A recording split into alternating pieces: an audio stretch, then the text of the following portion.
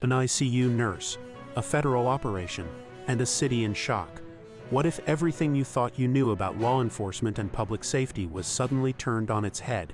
In Minneapolis, that nightmare became a reality when Alex Pretti, a 37-year-old VA intensive care nurse, was fatally shot by federal agents. This isn't just another news story. It's a critical moment that exposes deep rifts in our society, challenging the very definition of justice and accountability. Imagine dedicating your life to healing, only to have it end in a violent confrontation with the very authorities sworn to protect. Alex Pretti's death isn't an isolated incident. It's the second fatal shooting by federal agents in Minneapolis this month alone. Amidst an unprecedented surge of federal immigration enforcement, the stakes couldn't be higher. The trust between citizens and government, the balance of power between federal and local authorities, and the fundamental rights of individuals are all on the line. We're going to uncover the shocking details of what happened, the conflicting narratives, and why this tragedy has ignited a national debate that demands your attention. This is about more than just one man. It's about the future of our communities and the principles we hold dear. What most people don't realize is the sheer scale of the federal presence that preceded this event, setting the stage for an explosive confrontation.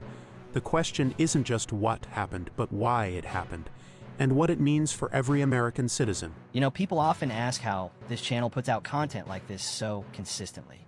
And honestly, I'm not doing the heavy lifting manually. I'm using Helios. It's the AI engine we built to handle the impossible parts of creation. It is literally the power behind what you just watched. If you want that kind of speed and quality at your fingertips, don't just watch AI build the future, start building it yourself. Helios is finally open to the public. Check the link in the description and go bring the heat. But here's where it gets interesting.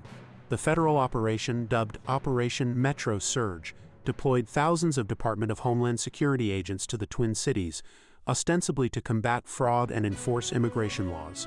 However, local officials, including Minnesota Governor Tim Walz and Minneapolis Mayor Jacob Frey, vehemently opposed this deployment, calling it a federal invasion and accusing the Trump administration of political retaliation.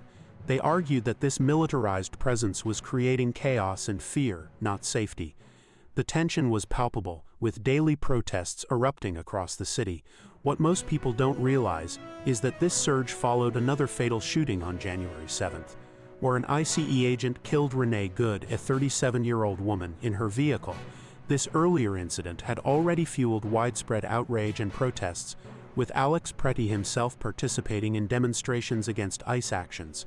So, when federal agents confronted Pretti on January 24th, the atmosphere was already charged. The official statement from the Department of Homeland Security claims Pretti approached Border Patrol officers with a 9mm semi-automatic handgun, and agents fired defensive shots after he violently resisted attempts to disarm him. But wait, eyewitness videos and local authorities paint a starkly different picture, directly contradicting the federal account.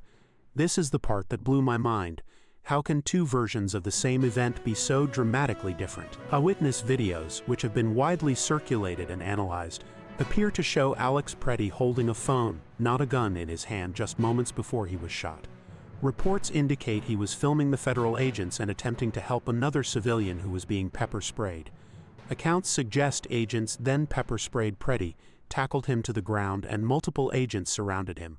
The New York Times analysis of available video concluded that Pretti was holding a cell phone, and agents yelled about a gun approximately 8 seconds after he was pinned to the ground, followed by multiple shots. Minneapolis Police Chief Brian O'Hara confirmed Pretti was a lawful gun owner with a permit to carry, but stated he had only traffic violations on record, and was not seen trying to draw a weapon in videos. His parents, Michael and Susan Pretti, described their son as a kind-hearted soul who worked as an ICU nurse at a VA hospital, caring deeply for veterans.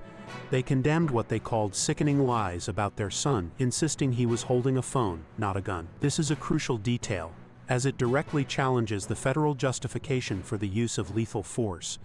The discrepancy between federal claims and video evidence has fueled intense public outcry and calls for a thorough, independent investigation.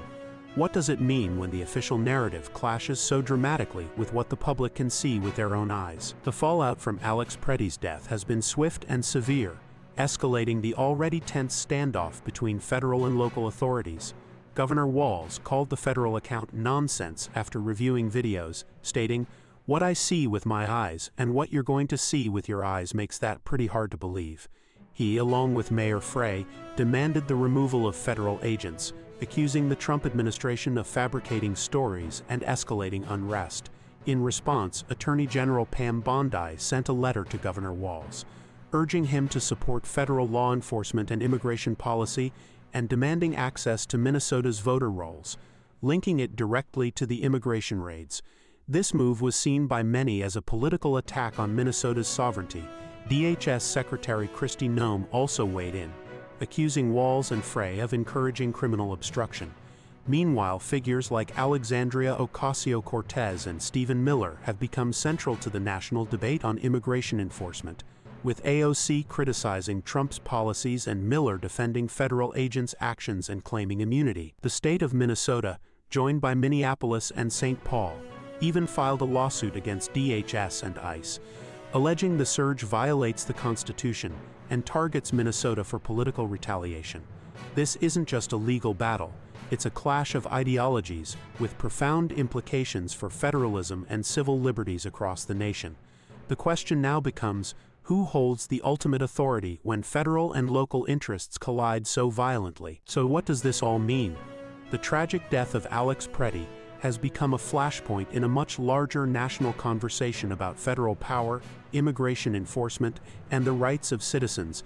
The conflicting accounts, the eyewitness videos, and the political rhetoric have created a deeply polarized environment. While federal agencies maintain their agents acted in self-defense, local officials and a significant portion of the public view the incident as an egregious example of federal overreach and excessive force. The ongoing investigations, including a potential criminal probe by the Justice Department into Governor Walz and Mayor Frey for alleged obstruction, underscore the severity and complexity of this situation. The implications extend far beyond Minneapolis, touching on issues of transparency, accountability, and the future of federal-state relations.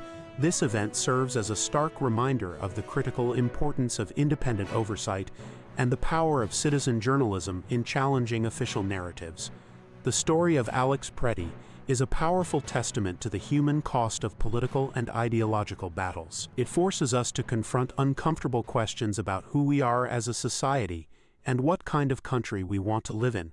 What are your thoughts on the events in Minneapolis and the role of federal agents in local communities? Share your perspective in the comments below, and don't forget to subscribe for more in-depth analyses of critical news stories. I hope you got some value out of this video. And if you're sitting there thinking you want to build something like this yourself, you don't have to start from scratch. I built Helios to give creators an unfair advantage. It takes the heavy lifting out of the process so you can focus on the ideas. It's exactly what I use, and now it's available for you too. The link is in the description. Don't just watch the future, go build it with Helios. I'll see you in the next one.